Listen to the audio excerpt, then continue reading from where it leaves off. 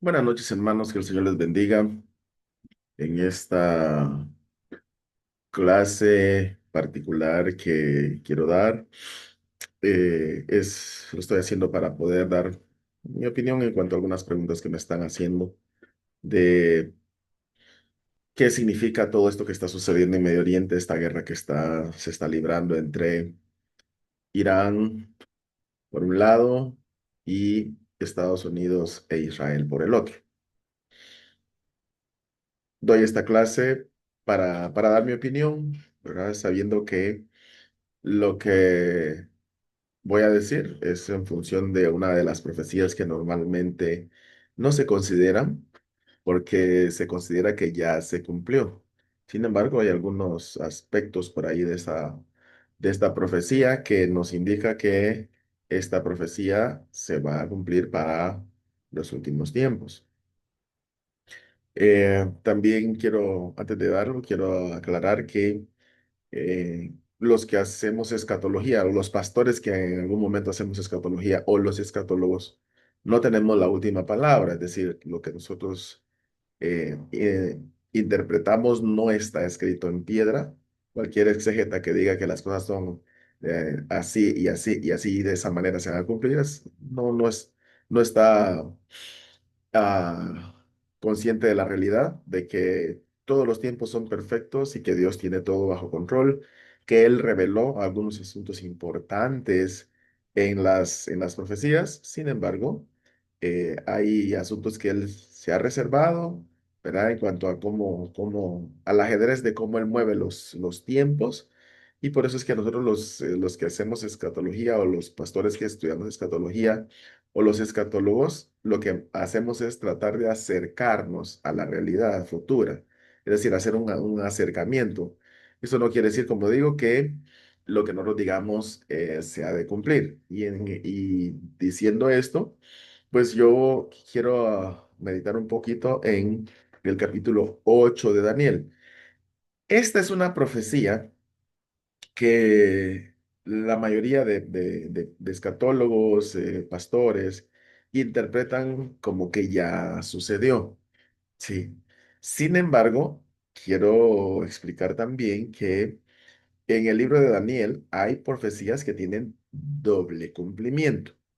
Y cuando hablo de doble cumplimiento es que tiene un cumplimiento en una etapa de la historia de la humanidad y tiene otro cumplimiento en otra etapa de la historia. Por ejemplo, la famosa desolación, ¿verdad? La famosa desolación de la cual habla nuestro Señor Jesucristo también, ¿verdad? La abominación desoladora como algunos lo llaman. Esta abominación desoladora, el Señor, por medio de Daniel, la profetizó. Sin embargo,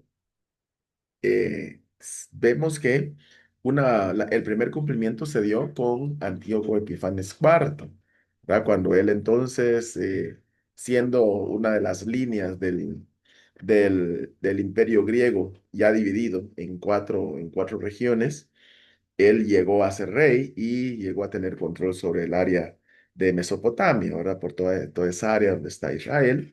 Y él entonces obligó a los judíos a cesar el culto, ¿verdad? A cesar, digamos, la ofrenda continua, a cesar, a detener la ofrenda y también mandó a sacrificar un cerdo en el altar santo del Señor y tomó también la carne de ese cerdo, se hizo una sopa, un caldo y después con ese caldo fue a rociar el templo.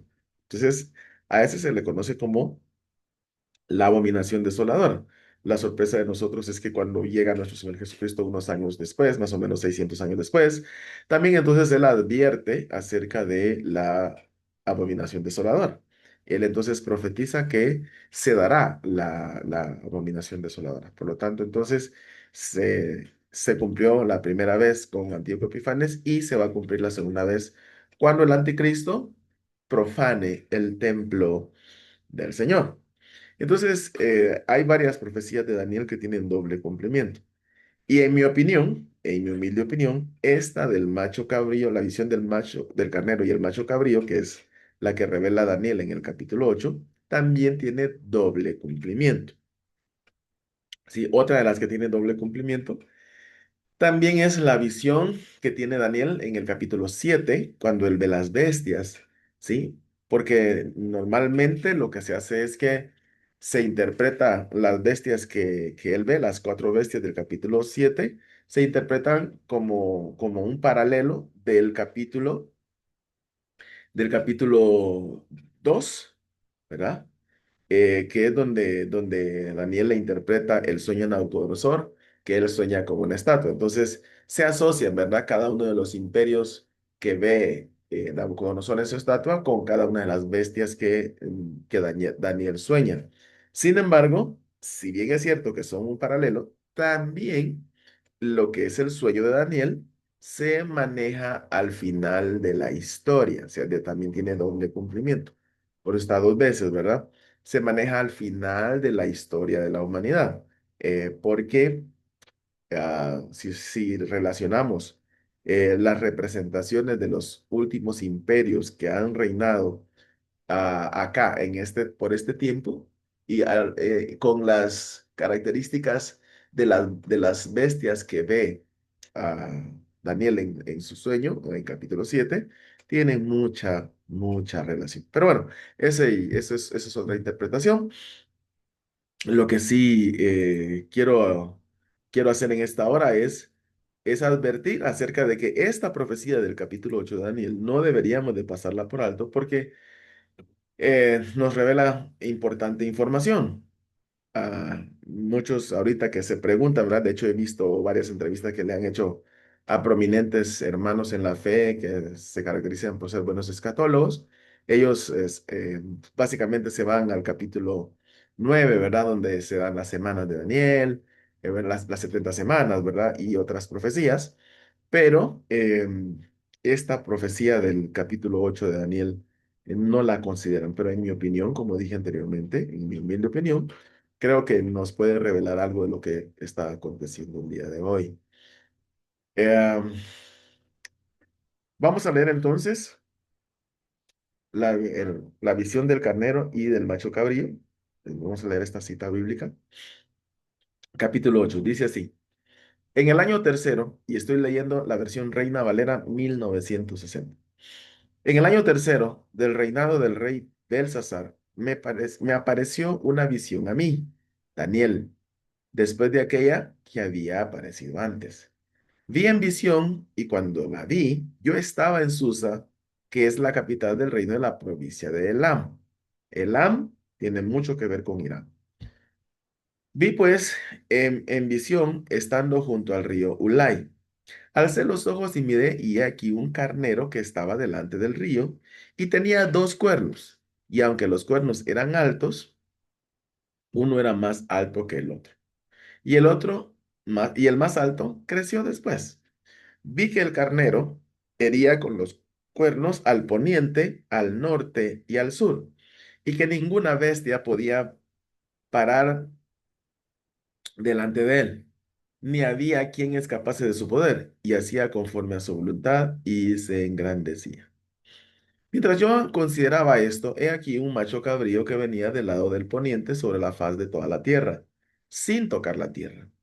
Y aquel macho cabrío tenía un cuerno notable entre sus ojos. Y vino hasta el carnero de dos cuernos que yo había visto en la ribera del río, y corrió contra él con la furia de su fuerza.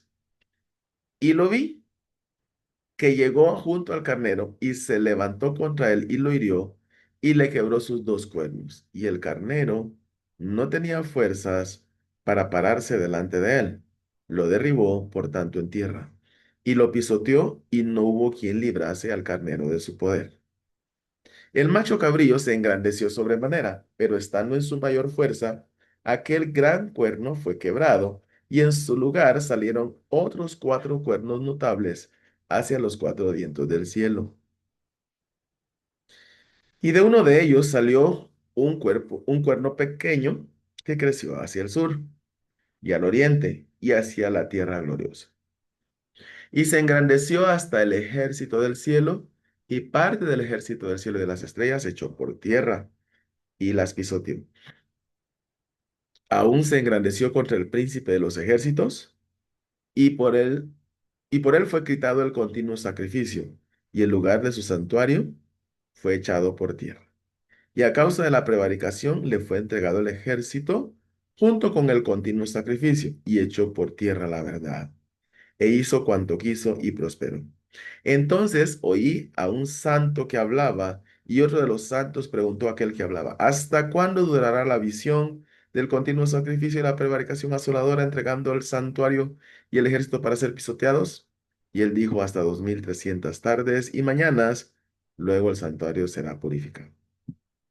Bien, ahora eh, voy a saltarme el 18 porque quiero llegar al punto por el cual considero que esta profecía hay que revisarla y considerarla como parte de los acontecimientos que se están dando. 18 dice así: mientras él hablaba conmigo, caí dormido en tierra sobre mi rostro. Perdón, hermanos. Es al 17. El 17. Vino luego de donde yo estaba, y con su venida me asombré y me postré sobre mi rostro. Pero él me dijo: entiende, hijo de hombre, porque la visión es para el tiempo del fin. ¿Ok? Muy bien. Entonces, este es el verso 17, ya no 18, es 17. Vino luego cerca de donde yo estaba, y con su venida me asombré y me postré sobre mi rostro. Pero él me dijo: entiende, hijo de hombre, porque la visión es para el tiempo del fin. Hermanos, este verso 17 es el que me mueve a mí a que debemos de considerar lo que está aconteciendo, ¿verdad? Ahorita en Medio Oriente, como para revisar si es o no esta profecía la que se está cumpliendo. Otra vez digo, cuando hacemos escatología, no decimos cosas que están escritas en piedra, lo que hacemos es un acercamiento, y por eso es que yo animo a que hagamos un acercamiento a esta profecía para determinar si es posible que se esté cumpliendo lo que esta profecía argumenta. Bueno, entonces, la profecía de la visión que tiene Daniel, el profeta Daniel, del carnero y del macho cabrío, es para el tiempo del fin, para el tiempo del fin. ¿Por qué lo digo? Bueno, porque eh, esta profecía se asocia, y no está mal asociarlo, ¿verdad? Con el imperio griego y el imperio medo-persa del tiempo de antes de nuestro Señor Jesucristo, ¿sí? ¿Por qué? Porque en la sucesión de imperios que conforman la bestia, ¿verdad? Está, está Egipto, está Asiria, ¿verdad? Que son las 7 cabezas de la bestia. Egipto, Asiria, está también lo que es Babilonia, Media y Persia, Grecia, Roma y la Roma resurgida. Son las 7 cabezas de la bestia de la cual habla Apocalipsis 17, de la cual habla también Apocalipsis 13, ¿verdad? Y, digamos, es la secuencia de imperios, que obviamente va a resurgir al final de los tiempos. ¿Por qué? Porque la profecía dice que, que el apóstol Juan vio una de las cabezas de la bestia como herida de muerte.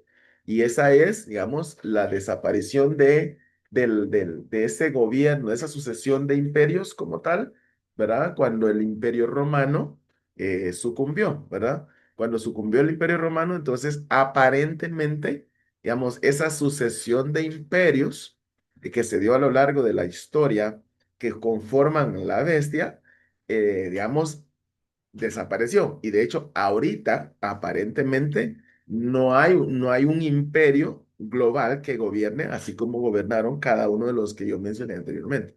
Entonces estamos en esa etapa donde aparentemente no hay dominio de algún imperio, pero esto va a resurgir al final de los tiempos, ¿verdad? Cuando ya se esté dando el tema de la tribulación, ¿verdad? Y la gran tribulación.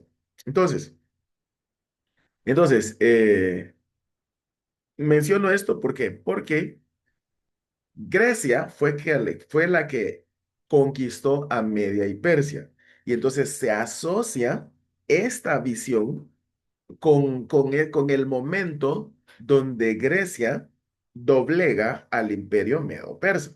Y como digo, no está mal asociarlo porque, tal como lo dije anteriormente, en mi opinión, esta es una profecía que tiene doble cumplimiento. Entonces, ahorita vamos a analizarla, ¿verdad? Vamos a analizarla, ¿por qué? Porque nosotros estamos en el tiempo del fin. Y cuando digo en el tiempo del fin es que estamos ya en las postrimerías del gobierno del hombre aquí en la tierra. Bueno, el gobierno del hombre o digamos, el control de la administración del hombre sobre esta parte de la creación ya está en en sus postrimerías. Entonces, por qué digo que estamos en la postrimería? Bueno, porque el Señor, ahí en Génesis 6, él profetizó, ¿verdad? Que la vida del hombre aquí en la tierra serían 120 años, que son 120 años jubilares, ¿verdad? Ahí en el capítulo 3, en el capítulo 6, verso 3 de Génesis dice así, y dijo el Señor, no contenderá mi espíritu con el hombre para siempre, y porque ciertamente él es carne, mas serán sus días 120 años. Pues entonces, esos 120 años cuando lo multiplicamos por 50 nos dan 6.000, ¿sí? Y esto no es casualidad. ¿Por qué no es casualidad? Porque en varios escritos del Antiguo Pacto, nosotros podemos interpretar que la historia del hombre aquí en la tierra son 7 años. Son 6 años de gobierno del hombre y el séptimo año, que es el año del milenio, que es el reposo del Señor, que es cuando nuestro Señor Jesucristo venga a gobernar con vara de hierro a las naciones conforme a lo que revela el libro de Apocalipsis. ¿Sí? Entonces, por ejemplo, los días de la semana, ¿verdad? Hay 6 días en el que trabaja el hombre y el séptimo descansa, ¿sí? Y también tenemos los mismos días de la creación, ¿sí? Los días de la creación son 7 y cabal en el séptimo día fue que el Señor descansó. Esto, interpretándolo, considerando lo que revela el apóstol Pedro en la segunda carta, el capítulo 3 verso 8 cuando dice así, pero amados, no ignoréis esto, que para con el Señor un día es como 1.000 años y 1.000 años como un día. Entonces, hay 1.000 años por día. Entonces, también, por ejemplo, ¿verdad? El trono de Salomón. El trono de Salomón tenía 6 peldaños y en el séptimo estaba el trono. Entonces, hay 6 peldaños subiendo, ¿verdad? Y en el séptimo está el trono. Recordemos también que Salomón es una figura de Cristo. ¿Por qué? Porque Shlomo, ¿verdad? En hebreo, que es su nombre, es príncipe de paz o el rey de paz. Él es nuestro Señor Jesucristo. Entonces, Salomón representaba una figura de nuestro Señor Jesucristo. Entonces, cuando Salomón iba subiendo escala por escala, escalón por escalón, entonces iba denotando cómo se iba a dar progresivamente el ascenso de nuestro Señor Jesucristo hasta llegar al séptimo milenio, ¿verdad? Donde Él se va a sentar a gobernar. El séptimo milenio es el milenio que nosotros estamos. Bueno, entonces, estamos en el último tiempo, ¿verdad? Porque son 6.000 años de gobierno del hombre, ¿sí? Y alguien me preguntará, no, pues mire, ¿y cómo usted puede llegarse a inventar que son años jubilares? porque la Biblia no lo dice. Pues déjeme decirle que cuando nosotros interpretamos a Daniel 9 con las 70 semanas, ahí tampoco dice que sean semanas de años, ¿sí?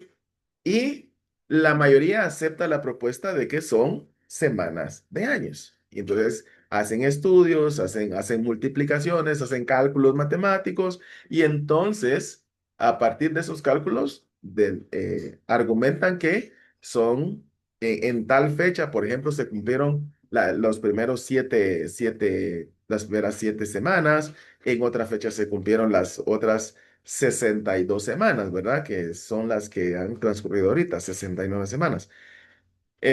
Y a pesar de que la Biblia no dice que son semanas de años, se interpreta así. Entonces, de la misma manera, Génesis 6, ¿verdad? 6:3, la interpretamos de esta manera, de que son años jubilares, porque son 6.000 años de la administración del hombre aquí en la tierra. Bueno, pues entonces, ¿estamos cerca de cumplir los 6.000 años? Bueno, sí, estamos cerca de cumplirlos, ¿verdad? ¿Por qué? Porque eh, en el calendario hebreo, y si me estoy argumentando de esto, en el calendario hebreo se lleva el conteo de años desde el inicio de la creación, ¿sí? Desde el inicio de la creación es que se maneja. Entonces, ahorita se está en el calendario hebreo, se está en el año 5786, ¿sí? 5786. Entonces, alguien me podrá decir, no, hermano, mire, faltan 214 años por ahí para que llegue al año 6000.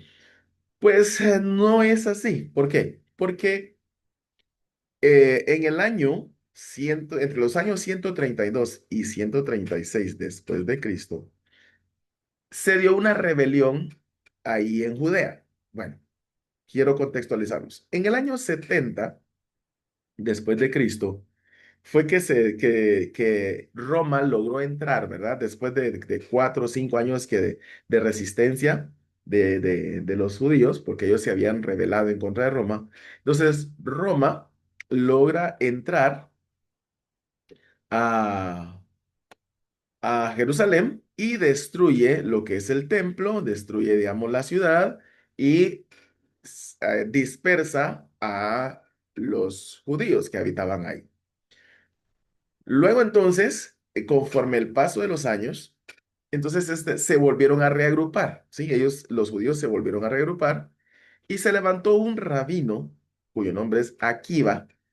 Él, él vino y conoció a un señor que se llamaba Shimón Bar Kokhba. Shimón Bar Kokhba. Bar Kokhba, Bar Kokhba en hebreo quiere decir algo así como la estrella de la mañana, ¿sí? Como la estrella de la mañana, quiere decir. Entonces, este señor, el rabino Akiva Ben Yosef, él vino y dijo, bueno, como este señor tiene de nombre la estrella de la mañana, este señor es el Mesías. Entonces, lo nombró Mesías, sí, lo nombró Mesías. Y entonces levantaron toda una rebelión. Pero entonces, este señor, el rabino Akiva, tenía un problema.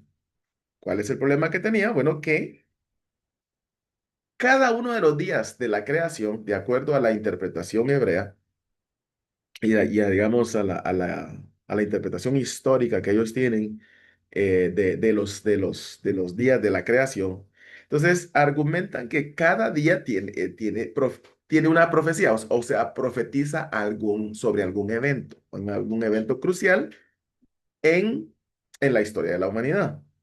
Pues entonces, de acuerdo a esa interpretación, en el milenio cuarto era que tenía que aparecer el Mesías porque en el milenio cuarto fue cuando se creó el sol y la luna, se crearon el sol y la luna. Y entonces, como el Mesías es el sol de justicia, entonces ellos decían, bueno, aquí en el milenio cuarto tiene que nacer el Mesías. Pero como ellos no aceptaron que Yeshua o que Jesucristo es el Mesías, entonces llega Akiva y dice, no, ya nació el Mesías, que es este señor Shimon Bar Kokhba, pero está naciendo en el milenio quinto. Entonces, ¿qué hicieron para poder mover el nacimiento de Shimon Bar Kokhba hacia el siglo, hacia el milenio cuarto?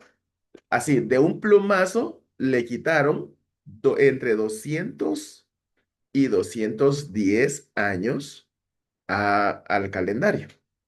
Por eso es que entonces hoy nosotros vamos a ver que el año judío está en el año 5786. No se sabe a ciencia cierta cuánto fue que le quitaron. Lo que sí es cierto es que es de 200 hacia arriba, ¿sí? Entonces, este señor le quitó esos años y si nosotros le agregamos esos años, entonces ya estamos muy, pero muy próximos a llegar al año 6000. ¿Sí?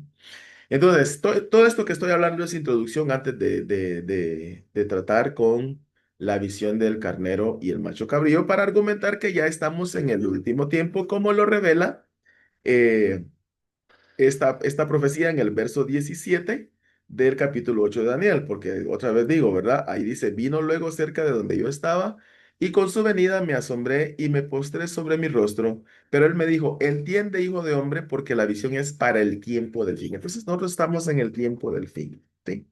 Bien, entonces, después de argumentar por qué estamos en el tiempo del fin, entonces voy a hacer la interpretación de esta visión. Solo les voy a pedir un momento, hermanos. Denme un momentito, por favor. No se me vayan.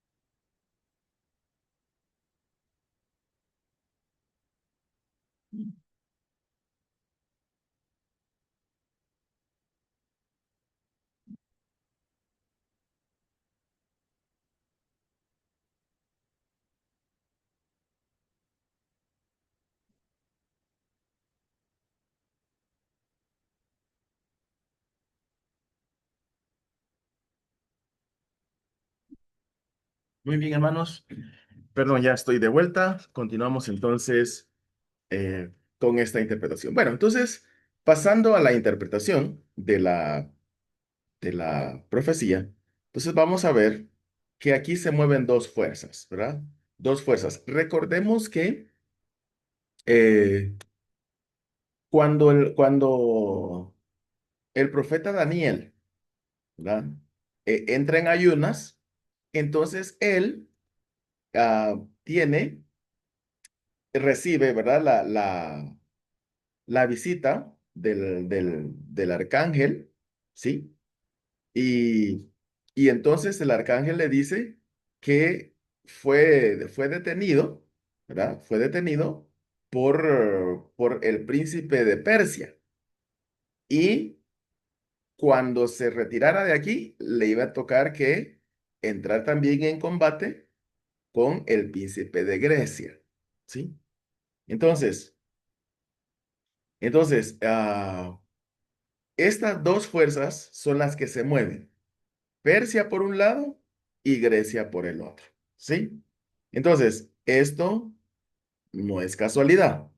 Y no es casualidad porque esas son las dos fuerzas que se mueven en ese espacio que territorial, ¿verdad? En ese espacio geográfico, ¿verdad? Que digamos es Mesopotamia y toda esa región de ahí del oriente, ¿verdad? Del Oriente Medio.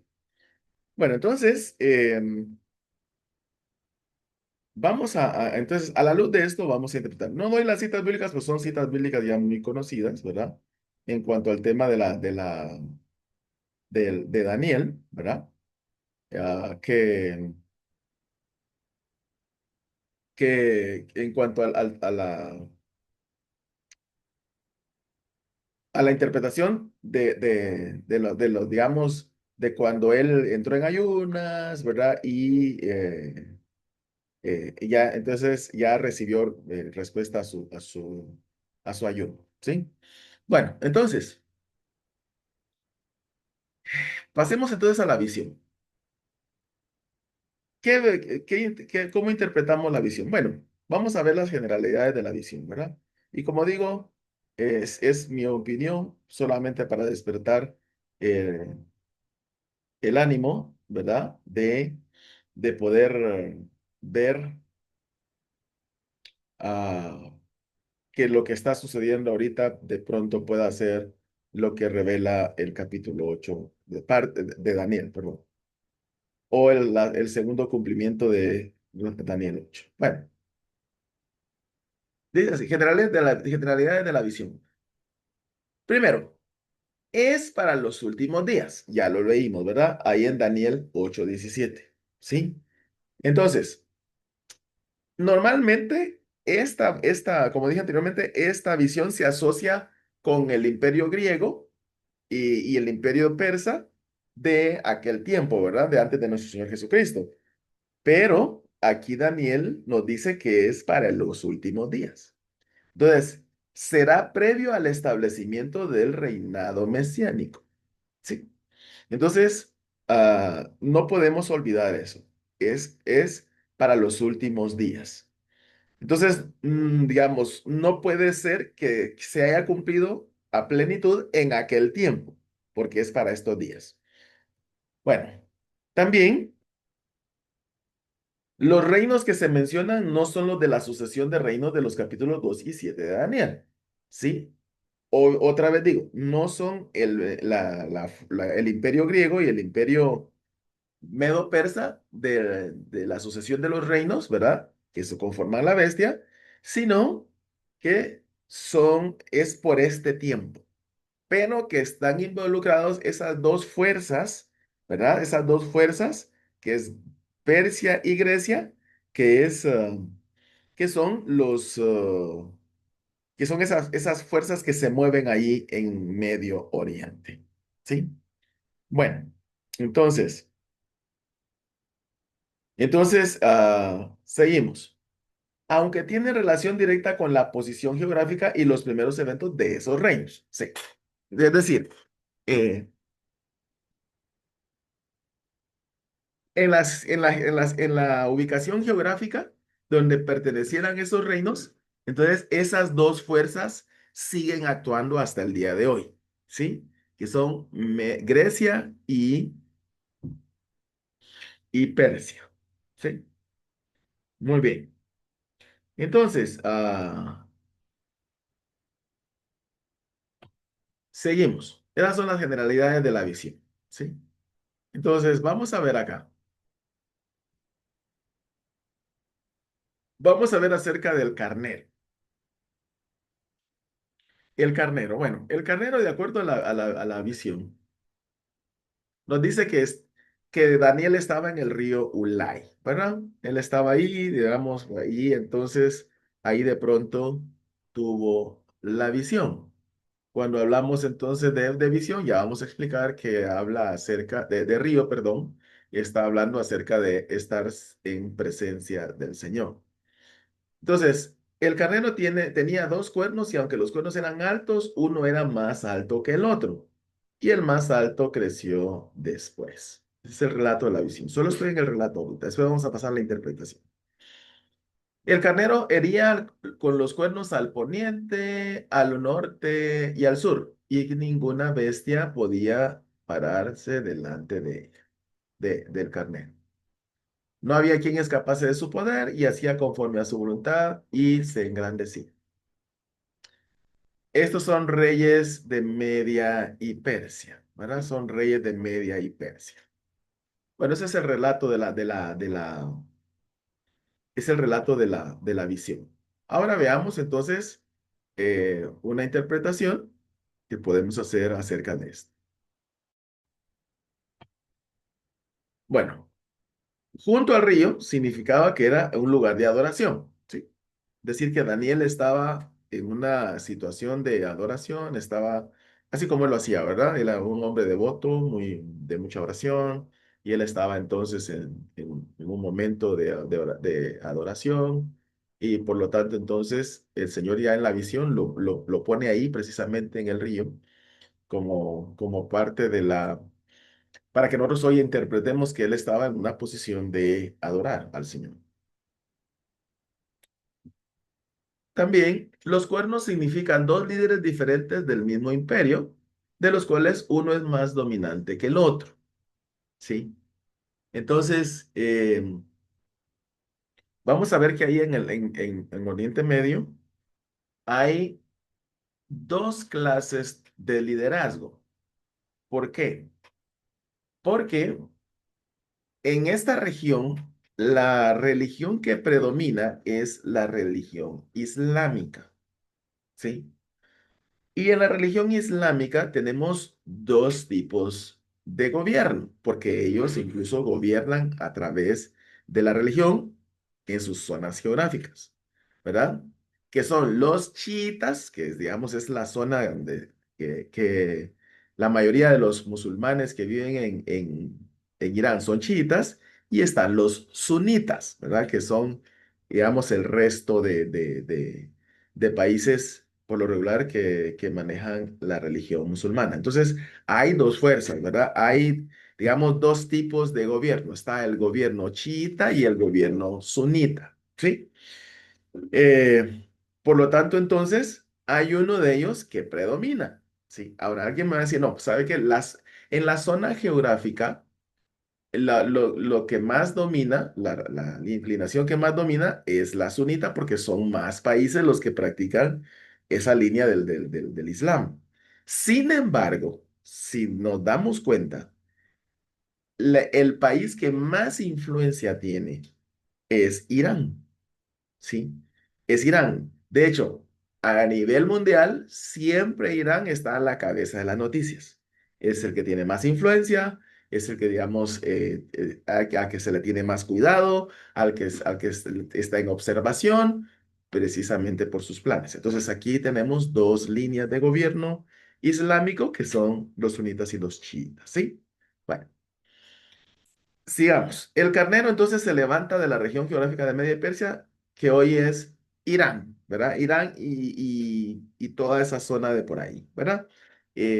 Entonces, también tiene mucho que ver los otros imperios, ¿verdad? Los otros países, pero yo me enfoqué ahorita aquí en Irán para que veamos que no es casualidad que sea Irán el que esté ahorita en conflicto, ¿verdad?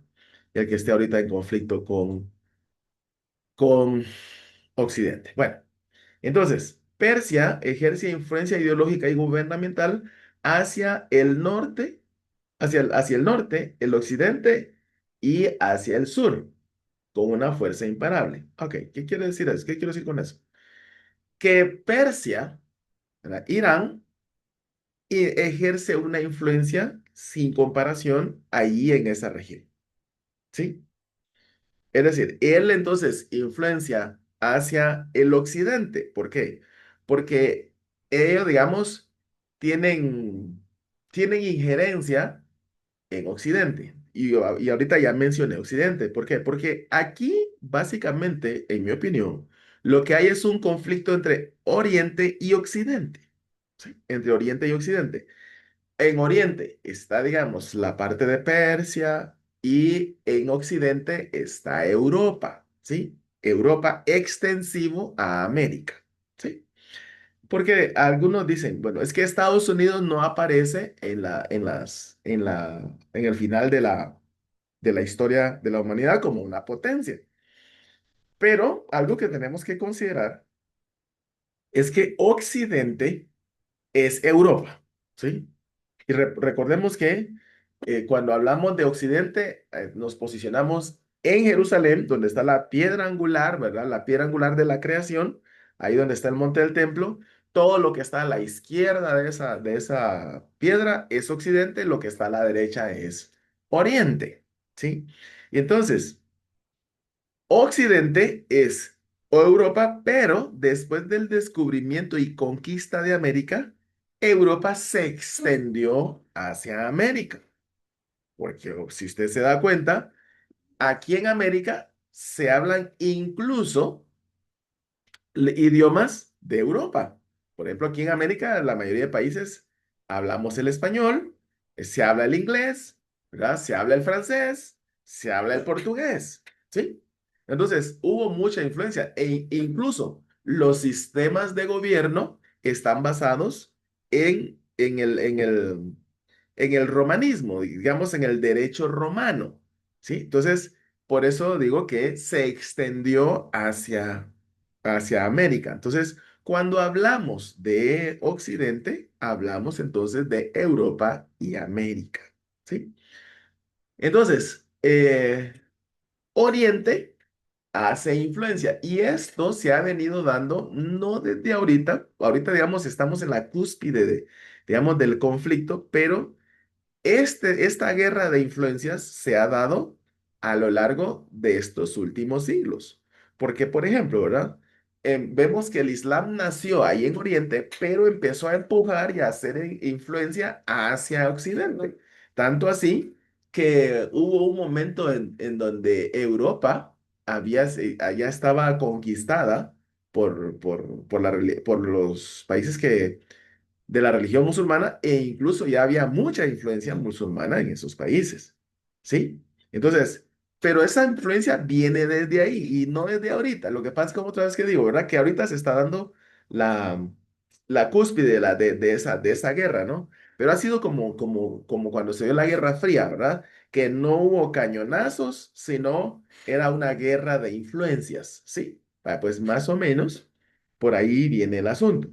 Pero esto más que todo viene a darse con el tema de la religión, ¿sí? Básicamente.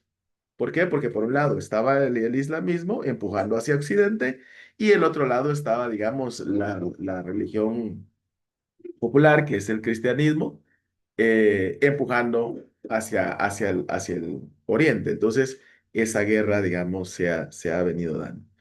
Entonces, pero en los últimos tiempos, entonces Persia empezó a empujar y a generar más influencia, ¿verdad? ¿Para qué? Para establecer un califato. Ya conocemos, ¿verdad? El famoso Estado Islámico que se formó con la idea de establecer un califato, ¿verdad? Y entonces se empezó a impulsar, digamos, el establecimiento de este califato. Todo eso se ha dado, digamos, en los últimos años, ¿sí?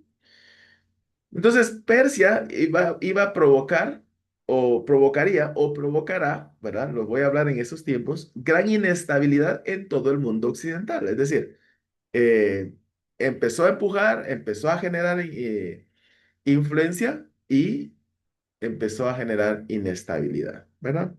La inestabilidad alcanzó al norte y hacia el sur y hacia occidente. ¿Por qué? Porque ellos están posicionados en Oriente, ¿sí? Otra vez digo, esta es una guerra entre Oriente y Occidente. Bien, entonces, la influencia de Persia iba a crecer, o crecería, o crecerá, y causaría caos político, económico, social como parte de los dolores de parto, ¿sí? Y eso es lo que estamos viendo, ¿sí?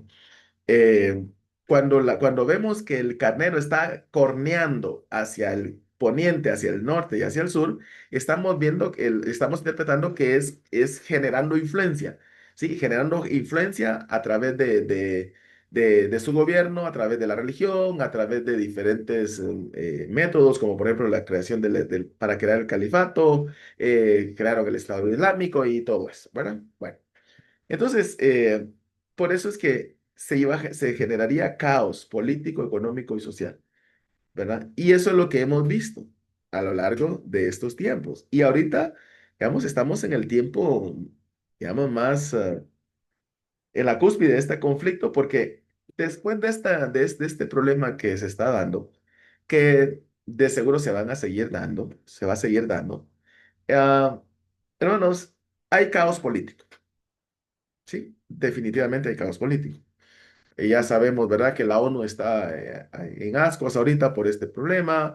Eh, la OTAN también está en problemas. ¿Por qué? Porque ahorita Irán está bombardeando países que están agregados a la OTAN y entonces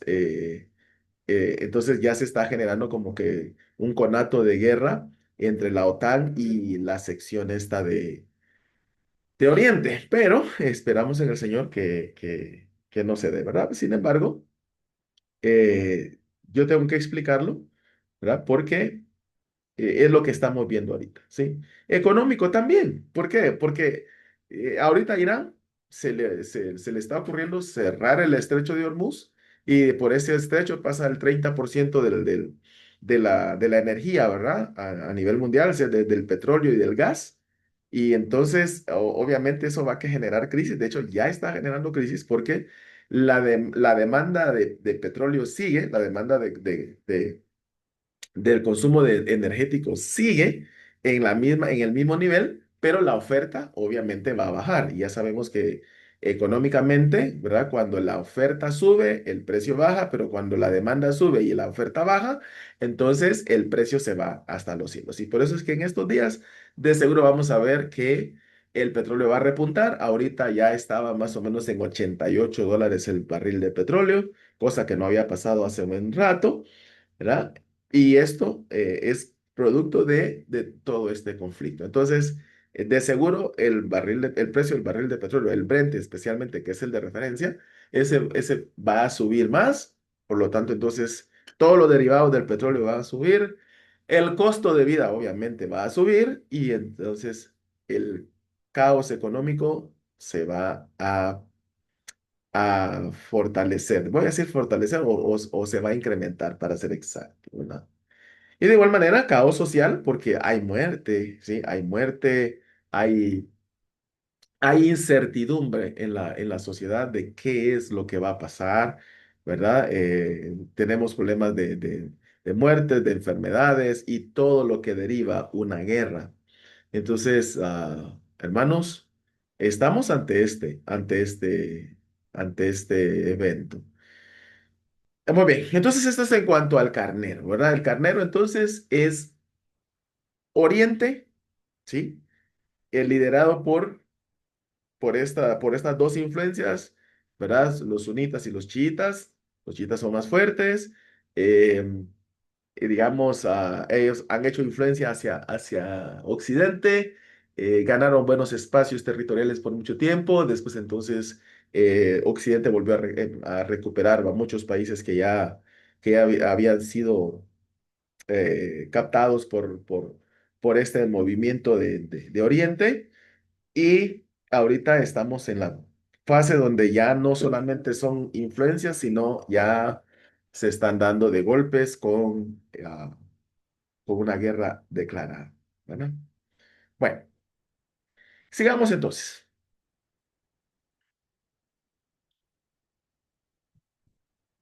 Muy bien.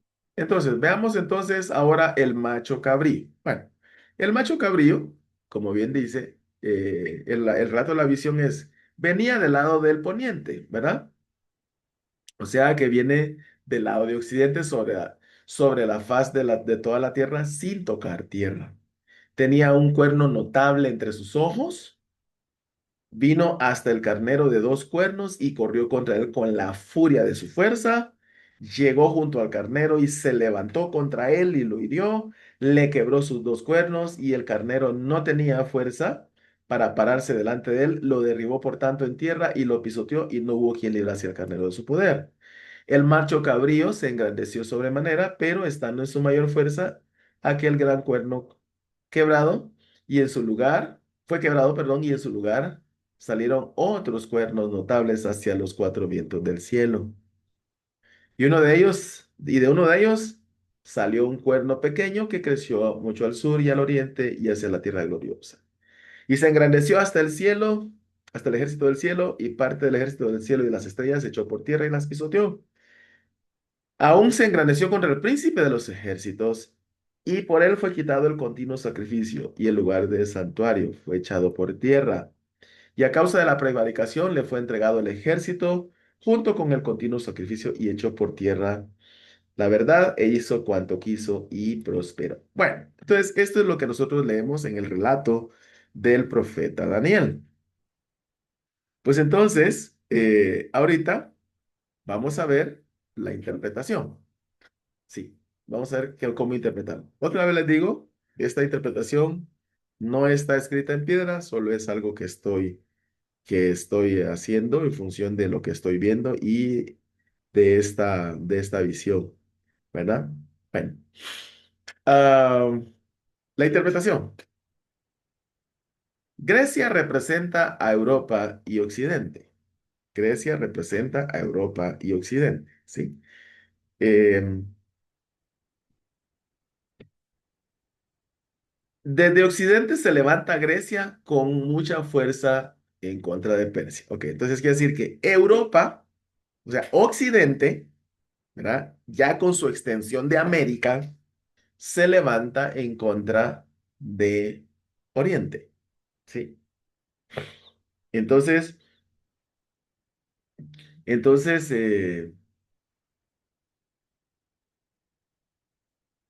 Europa va siempre, hizo resistencia a la influencia, sin embargo, también ahora vemos que ya no solamente es resistencia, de influencia, sino también está en una guerra abierta y declarada. ¿Sí? Entonces, eh, solo un momento.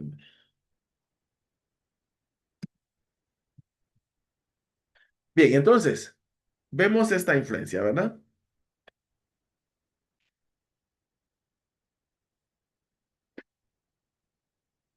Entonces, Grecia viene flotando en el aire. Este es un detalle bien importante, ¿sí? Hay que ponerle mucha atención. ¿Por qué? Porque si interpretamos esto, nos vamos a dar cuenta que el hecho de que viene flotando en el aire es que viene con poder, un poder espiritual. De hecho, ya vimos que, que este es una influencia, una guerra, perdón, entre esas dos influencias, entre esos dos poderes espirituales, entre Grecia y Persia. Pero en este caso, Grecia viene flotando en el aire y entonces ya viene como que investido con un poder más fuerte, como que viene con un poder satánico, ¿sí? Entonces, ¿por qué? Porque recordemos que del imperio, de los vestigios del imperio romano se ha de levantar el anticristo. Pues entonces, esta fuerza con la que viene Europa y Occidente, entonces viene, digamos, revestida o investida con un poder, digamos, mayor, con un poder satánico. Entonces, tiene un líder que dirige las operaciones en contra de Persia, es decir, en contra de Oriente, ¿verdad? Entonces, ahorita alguien puede suponer, no, pues ahorita así con todas las características que muestra, pues entonces el presidente de Estados Unidos es el que manifiesta o al que podemos interpretar como es el líder que dirige las operaciones en contra de Persia. Y no estaría descabellada la idea, pero no nos vamos a meter en esos detalles porque el hecho de decir fulano o sutano es tal personaje bíblico, digamos, es muy aventurado y eso no lo voy a hacer. Sin embargo, hay un líder está dirigiendo las operaciones en contra de Persia, en contra de Irán, en contra de Oriente, ¿sí? De esa influencia de Persia, ¿sí? Entonces, entonces no nos vamos a aventurar a decir, ¿verdad? Que puede ser el presidente de Estados Unidos el que es este personaje, ¿verdad? Pero sí hay un líder, ¿verdad? Que dirige las operaciones en contra de Persia, ¿sí? Algunos dicen que es un líder religioso mundial de Occidente, otros dicen que es el líder digamos, del país, que es la potencia. Ahorita, digamos, no me voy a meter a esos detalles, solamente estoy explicando, ¿verdad? Que hay un liderazgo que gobierna y que ataca a Persia. Entonces ataca al gobierno de Persia y no tendrá piedad de él hasta a debilitarlo. ¿Esto quiere decir? Que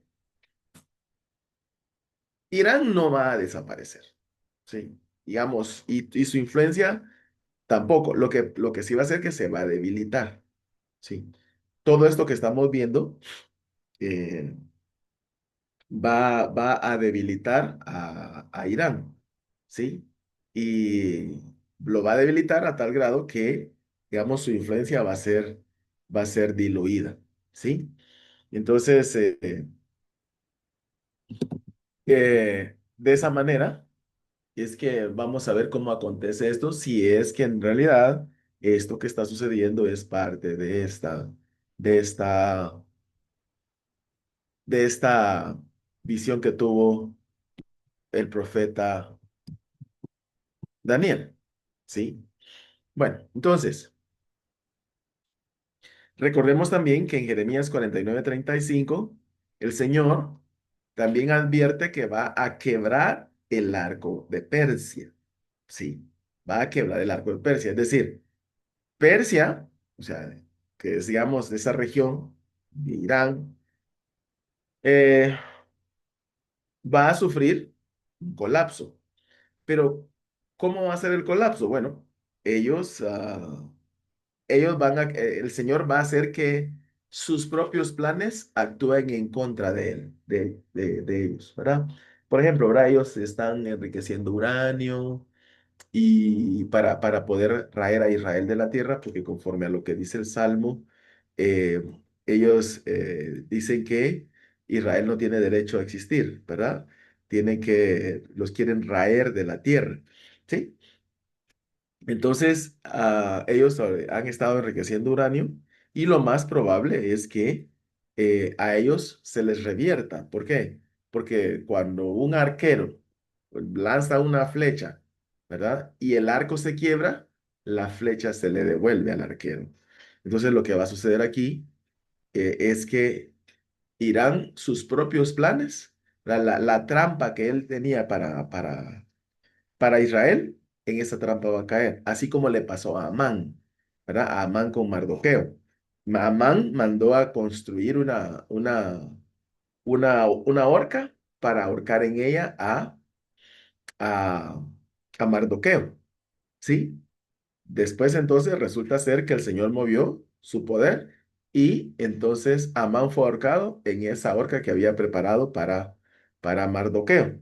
Recordemos que también Amán, Irán viene de la zona, ¿verdad? O la descendencia de Amán, de los amalecitas. Entonces, por ese lado, el Señor va a quebrar el arco de Persia y entonces ellos van a morir o van a ser presas de sus mismas malas intenciones para Israel. Bueno, entonces cuando alcance su mayor fuerza, ¿verdad? Porque Occidente va a predominar, entonces cuando alcance su mayor fuerza Occidente, su líder será quebrado, ¿sí? Y en lugar de este líder, eh, entonces se va a extender hacia los cuatro puntos cardinales. Van a salir cuatro líderes que van a hacer que Europa o que Occidente, digamos, domine hacia los cuatro puntos cardinales, ¿sí? Las ideas de Europa, las influencias de Europa, el gobierno de Europa, ¿sí? Digamos, el estilo de gobierno, todo eso a, va a crecer, ¿sí? Hacia los cuatro puntos cardinales. Este es el gobierno de orden mundial que llegará hasta el último rincón del mundo, ¿sí? Entonces, por eso es que es importante ponerle atención a esto, porque estamos entonces viendo y estamos en esta fase crucial en la que si esta es esta profecía, el cumplimiento de esta profecía, estos eventos que estamos viendo, ese cumplimiento de esta profecía, entonces vamos a ver que Europa o Occidente junto con América, entonces sus influencias van a llegar el último rincón del mundo y este es el gobierno de orden mundial. ¿Por qué? Porque de este imperio se va a levantar el anticristo. Ese cuerno que se levanta, de ese cuerno pequeño que se levanta es el anticristo y se va a extender hacia Jerusalén y hasta el cielo, ¿sí? Es decir, que del imperio griego ya manifestado en Europa y América, de ahí es donde se levanta el anticristo. Obviamente sabemos que el anticristo es el asirio, tiene ascendencia siria, también tiene ascendencia de la tribu de Dan, ¿verdad? Todo eso ya lo conocemos, ¿verdad? Pero este anticristo va a salir de ahí, ¿sí? Se va a levantar ese cuerno pequeño y va a extender el poder y el dominio de Occidente hasta Jerusalén, ¿verdad? Entonces aún se engrandecerá contra el príncipe de los ejércitos y por él será quitado el continuo sacrificio, ¿sí? Eso es lo que revela que el poder de este señor, ¿verdad? Se va a engrandecer y esto es así como que va a nivel de la tierra. Él va a influenciar, pero de la tierra se eleva su poder, tanto así que va a hacer guerra contra Miguel, contra el príncipe de los ejércitos del Señor, contra Miguel. Y va a poner en apuros a Miguel, como lo revela Daniel 11, creo. Daniel 11, Daniel, permítanme, ahorita les digo si es Daniel 11, ¿verdad? Sí. Sí, creo que es Daniel 11 o Daniel 12. No, Daniel 12, ¿sí? Daniel 12. Ahí entonces, el anticristo va a llegar a tener tanta influencia que va a dominar terrenalmente, territorialmente, pero de ahí su poder se eleva tanto así que espiritualmente él va a combatir contra las fuerzas de los ejércitos del cielo, ¿sí? Y va a poner en aprietos a Daniel, perdón, a Miguel, ¿sí? Entonces, por eso es que hay que poner atención en esto. Él va a echar por tierra la verdad y hará cuanto quiera y prosperará. Cometerá la abominación desoladora. Digamos, el segundo cumplimiento de la abominación desoladora, que ya sabemos que él entonces va a llegar a dominar y va a llegar al lugar santo del templo. ¿Sí? ¿Esto qué quiere decir? Que por estos días, lo más probable que veamos es que se edifique el segundo templo, el tercer templo allí en el monte del templo, porque él tiene que llegar ahí, ¿verdad? El anticristo tiene que llegar ahí y tiene que intentar sentarse, o se va a sentar en el lugar santo, desde ahí se va a proclamar Dios, y esa es la abominación desoladora, ¿sí? Porque él se hace pasar por Dios, tanto así que se siente como Dios y va a querer sentarse en el trono de Dios, ¿sí? Entonces, por eso es que hay que poner atención en esto. Entonces, será un rey altivo del rostro y entendido en enigmas, ¿verdad? Con su sagacidad hará prosperar el engaño en su mano. Sí, este señor entonces es experto en engañar, ¿sí? Es experto en engañar. Obviamente, ¿verdad? Todo lo que va a hacer él es engañoso, ¿sí? Valga la redundancia. ¿Por qué lo digo? Porque él es un especialista en el engaño. Recordemos que va a tener la venia y la autoridad del enemigo. Entonces, él va a ser muy entendido en enigmas, ¿sí? Y va a ser un altivo del rostro. También su poder se va a fortalecer, no, más no con fuerza propia, y causará grandes ruinas y va a prosperar y hará arbitrariamente, hermanos, hará arbitrariamente todo lo que él quiera. Sí, así es. Y en su corazón se va a engrandecer y sin aviso destruirá muchos. y se levantará contra el príncipe de los príncipes, ¿verdad? Que es nuestro Dios, nuestro Señor Jesucristo. Pero, como ya sabemos la historia, será quebrantado no por mano humana. Entonces, por eso es que me llamó la atención todo lo que está pasando ahorita y hago esta interpretación. Ya había oído a otro hermano, más o menos, voy a decir casi lo mismo, ¿verdad? Y que había que ponerle atención a esta profecía porque es algo que estamos viendo ahorita. Oriente y Occidente. También hay otra guerra, que es la guerra de los reyes del norte y del sur, que eso ya es otra profecía, que también termina en el anticristo tomando control de Jerusalén para poder autoproclamarse Dios y ser adorado como tal. Eh, pero esto es lo que puedo responder yo ahorita.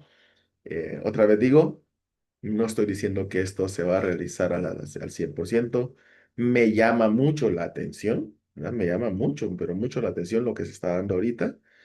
Y de pronto pueda hacer esto, ¿verdad? Si hay algún escatólogo más que pueda hacer un análisis, una interpretación de esta profecía, pues sería bueno, ¿no? Yo, como le digo, es mi humilde opinión. No soy un escatólogo de profesión, soy un pastor, pero que de igual manera me llamó la atención esto que está aconteciendo en Medio Oriente y estoy aportando mi granito de arena para ver si de pronto esto es lo que está sucediendo. Am, Gracias, hermanos. Por cualquier duda, pues entonces vamos a dar un espacio para preguntas y respuestas.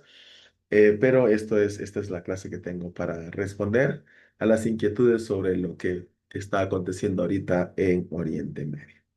Muchas gracias, hermanos. Que el Señor me los bendiga, me los guarde y damos tiempo para las preguntas y respuestas.